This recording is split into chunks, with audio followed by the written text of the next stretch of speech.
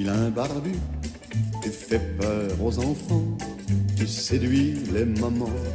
Landru. C'est bien, dans ce pays, on chante les criminels aussi. Ah là, Landru, Landru. Bon, en feuilletant son almanach, Frédéric s'est arrêté sur le mois de novembre. Quelle année? 1921. C'est le début du procès. Ça a duré longtemps? Ça a duré presque un mois, puisque ça s'est terminé le 1er décembre. Alors oui, ça paraît pas énorme, mais ce qu'il y a, c'est que ça attire un monde fou. Eh oui. Alors non seulement des gens comme vous et moi, mais aussi des vedettes qui viennent pour voir l'homme. Alors on veut voir ce tueur en série, il y a l'un des tout premiers français.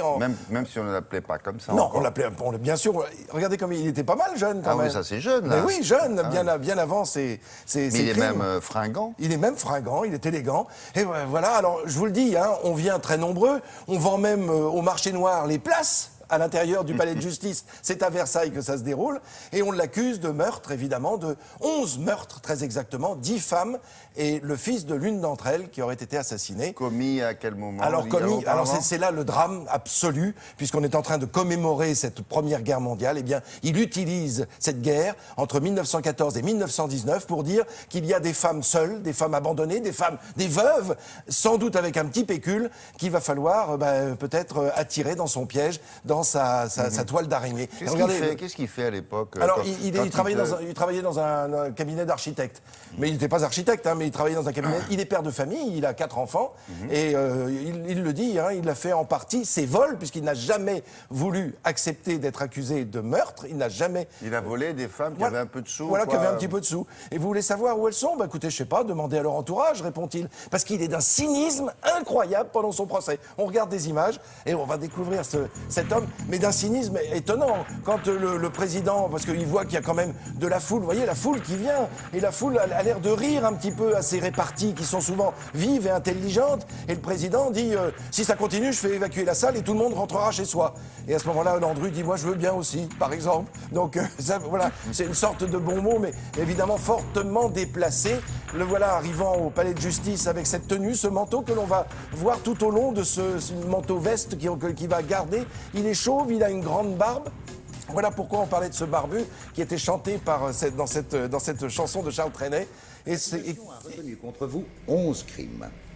Avez-vous quelques explications à fournir avant que je ne vous interroge? Aucune.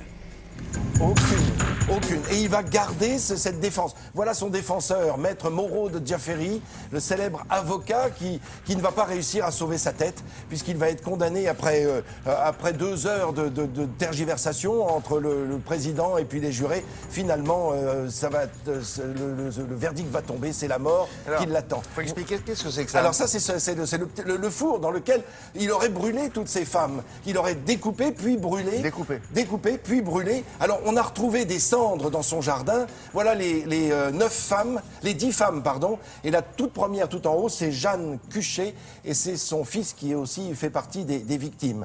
Voilà, alors, ce sont en fait 283 femmes qu'il aurait contactées grâce à des petites annonces dans les journaux en disant « Homme veuf cherche jeune femme avec compagnon, un petit peu de... » quoi. Voilà, juste pour terminer son existence. Et ben voilà, ce sont 283 femmes. Alors, il va les classer par ordre. Alors, il les séduisait. Alors, il les séduit. Il a un carnet de rendez-vous absolument colossal. Il passe sa journée. Alors, il est à 10h à la gare de l'Est, puis à 11h, il est du côté de la gare de Saint-Lazare. Et alors, où est-ce qu'il les emmène pour pouvoir les trucider? Alors, il les emmène à Gambais. À Gambais, ça se trouve dans les Yvelines aujourd'hui. C'était en Seine-et-Oise à l'époque. Et à Gambais, là, il a une petite maison qu'il loue.